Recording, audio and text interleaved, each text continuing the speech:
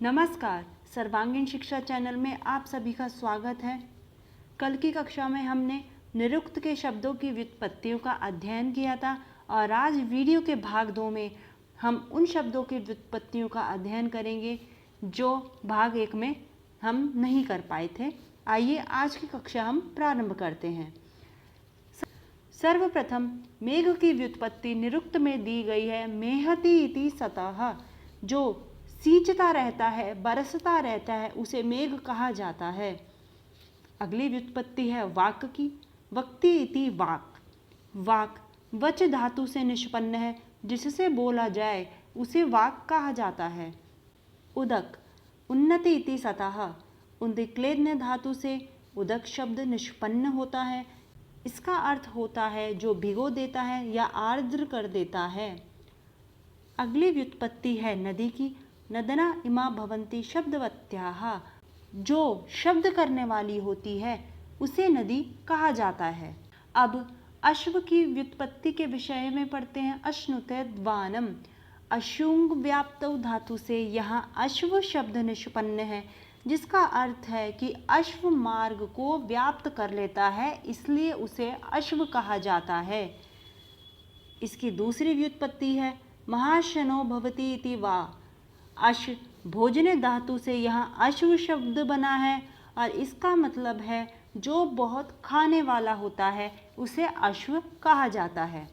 अब हम अग्नि की व्युत्पत्ति के विषय में पढ़ेंगे।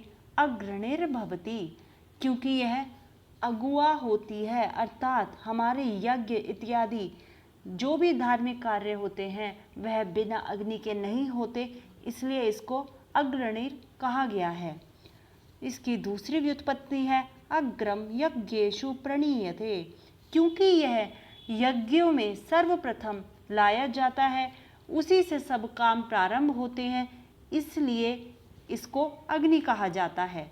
अंगम नयति सन्नमानः, जो भी पदार्थ अग्नि के संपर्क में आता है यह उसको आत्माधीन कर लेती है, चाहे वो छोटे से छोटा तृण हो या काष्ठ हो, सबको यह आश्रय देती है और आत्माधीन कर लेती है, इसलिए अग्नि कहलाती है।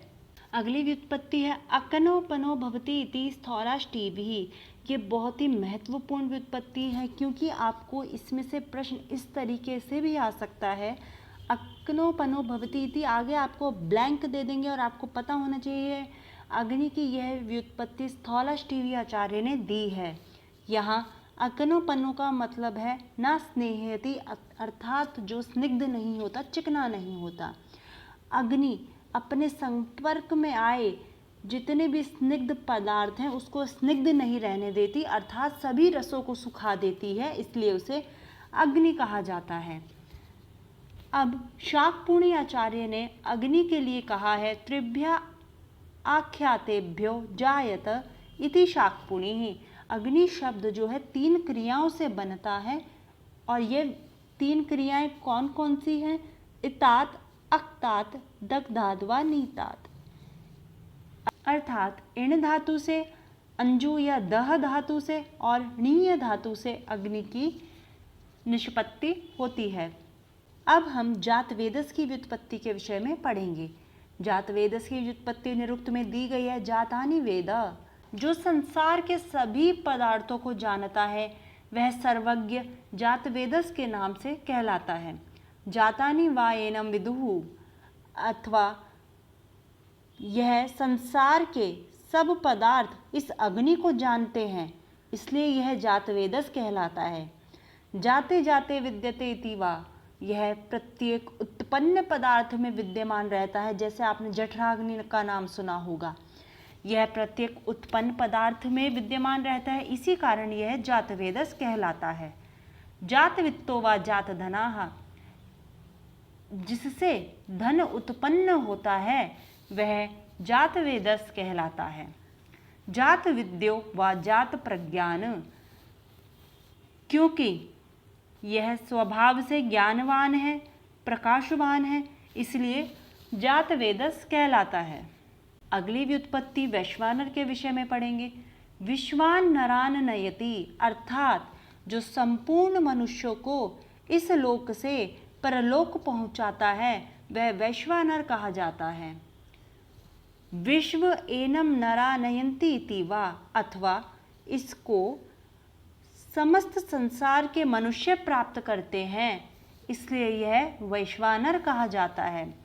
अपि वा विश्वानरेव स्यात् प्रत्यरितः सर्वाणि भूतानि तस्य वैश्वानरः, अथवा जो सबको प्राप्त हो अर्थात सब प्राणियों को पहुंचा हुआ हो और सभी में विद्यमान हो, वह विश्वानर कहलाता है और उसी विश्वानर का अपत्य वैश्वानर नाम से कहा जाता है। अंतिम व्युत्पत्ति निघंटु के विषय में पढ़ेंगे। इसकी व्युत्पत्ति निरुक्त में दी गई है। निगमा इमे भवन्ति, निश्चित रूप से मंत्रों के अर्थों का बोध कराने वाले होते हैं, इसी कारण ये निघंटु कहलाते हैं। छंदोभ्यास समाहृत्य समाहृत्य समामनातः, ये शब्द क्योंकि मंत्रों से चुन चुन कर एकत्रित किए गए हैं, इसीलिए यह निश्चय से मंत्रों के अर्थों का बोध कराते हैं। ते निगंतव एव संतो निगमनान् निघंटव उच्यन्त इत्योपमन्यवाः, यह व्युत्पत्ति निरुक्त की उपमन्यव आचार्य ने दी है, इसलिए आपको यह ध्यान में रखना है। ये शब्द निगमनात् निश्चय पूर्वक मंत्रों के अर्थों का बोध कराने के कारण निगंतव एव संतो, निगंतु ही होते हुए निघंटु कहे जाने लगे और यही मत आचार्य उपमन्यव का है। इन्होंने यहाँ पे निघंटु में ग के स्थान पे घ और तकार के स्थान पे टकार ला दे, इसलिए ये निघंटु बना। और ये वर्ण विपर्य, वर्ण आगम, इस तरह से इन्होंने निघंटु को निघंटु कहा। अपि वा हननादेव स्युः समाहता भवन्ति, अथवा क्योंकि ये शब्द अच्छी तरह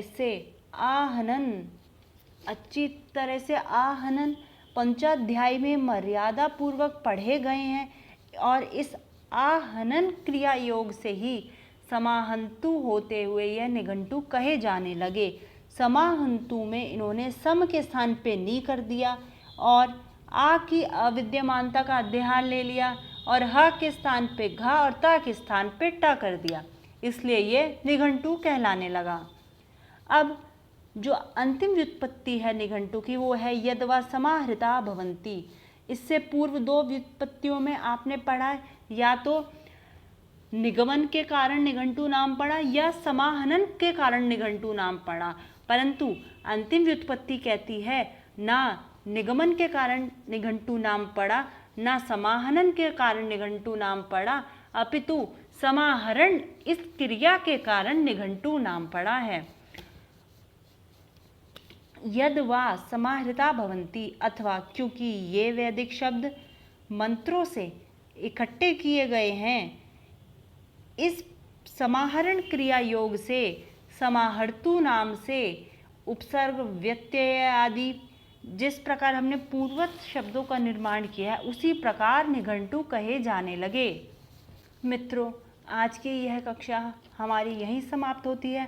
अगली कक्षा में हम नए विषय के साथ उपस्थित होंगे। वीडियो अच्छी लगे तो प्लीज़ लाइक ज़रूर कीजिएगा। यह वीडियो अवश्य ही आपकी परीक्षाओं के लिए सहायक सिद्ध होगी। धन्यवाद।